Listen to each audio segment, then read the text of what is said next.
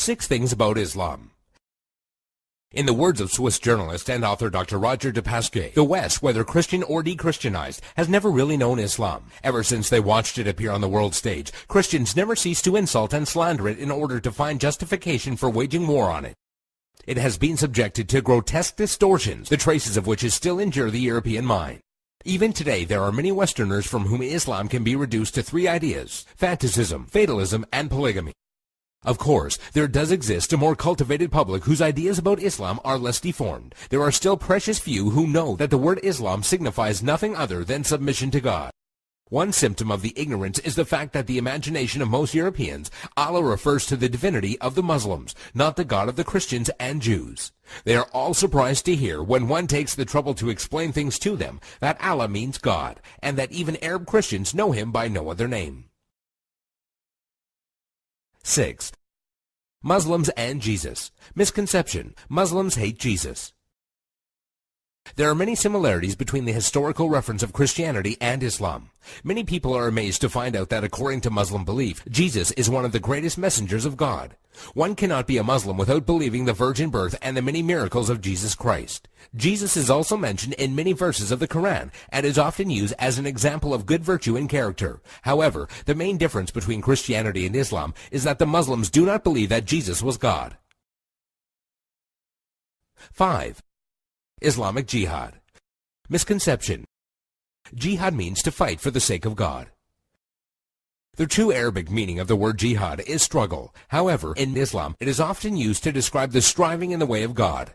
There are many forms of jihad, but most important ones are jihad al-nafs, jihad against oneself, jihad bil-lisan, jihad by being vocal, jihad bil-yad, jihad by using action, and jihad bis-sayf, jihad by using the sword. Each jihad is ranked differently, and it was reported that Muhammad returned from a battle and said, "We have returned from the lesser jihad, going into battle, to the greater jihad, the struggle of the soul." This means that a Muslim struggling against himself and his soul is more important than the jihad of going into war. Another misconception is that only when a person dies in war does that person become a martyr. This is, however, false, and it is believed that anyone doing anything for the sake of God and is killed becomes a martyr. A person who dies while performing pilgrimage in Mecca, a woman who dies while giving birth, or even someone who dies in a car crash while he was on his way to the mosque are all considered martyrs. 4. Muslim savages. Misconception: Muslims are savages and barbaric during war. Quite the contrary. When it comes to the conduct of war, there are 8 rules that every Muslim army must obey. 1. Do not commit treachery. 2. Do not deviate from the right path. 3. Do not mutilate dead bodies. 4. Do not kill children. 5. Do not kill women. 6. Do not kill aged men. 7. Do not harm or burn trees. 8. Do not destroy buildings. During the Crusades, when Saladin defeated the Franks, he honored the defeated Frankish army and supplied them with food. And during the Third Crusade, when Saladin's enemy King Richard fell sick, Saladin sent him a gift of fruits and horses. 3. Women's rights. Misconception: Women have no rights. The image of a woman wearing a veil from head to toe, a woman who gets unfair justice, or a woman who is not allowed to drive, is an all too familiar notion when it comes to women treatment in Islam. And while there are Muslim countries in the world that do implement many harsh rulings against women, this should not be portrayed as Islamic law.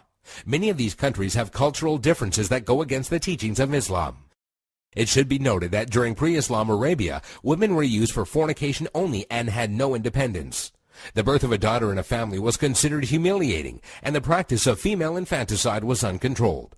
When Islam came back to being, verses in the Quran condemned the practice of female infanticide. Islam gave back many human rights to the women, and Muhammad was even reported saying that women are the twin halves of men. A Muslim woman is allowed to reject and accept any suitor for marriage, and has the right to seek divorce. There is nothing in Islam that forbids a Muslim woman from exiting her house and is allowed to drive. Also, in regards to education, a woman is obligated to seek knowledge, and it is considered a sin if she refuses. 2. By the sword. Misconception: Islam was spread by the sword. Historian Delasio Leary states, history makes it clear, however, that the legend of fanatical Muslims sweeping through the world and forcing Islam at the point of the sword upon conquered races is one of the most fantastically absurd myths that historians have ever repeated.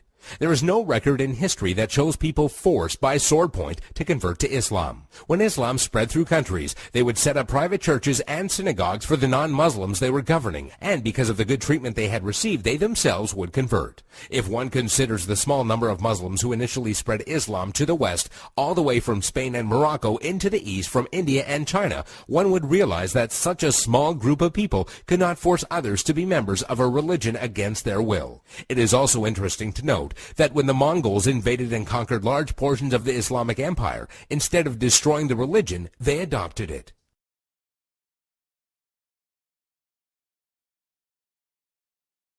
One, Islamic terrorism. Misconception: Muslims are terrorists.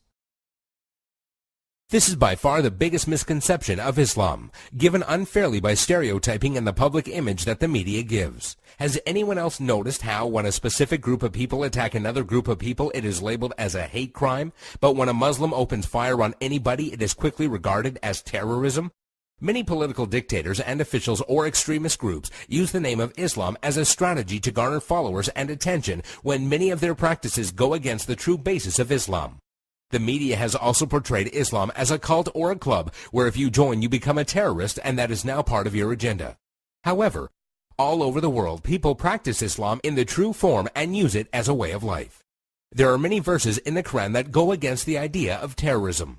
Some of these verses include, "Fight the way of Allah, those that fight you, but do not transgress limits, for God does not love transgressors." This basically means do not fight except in self-defense, and even in doing so, do not go beyond defense.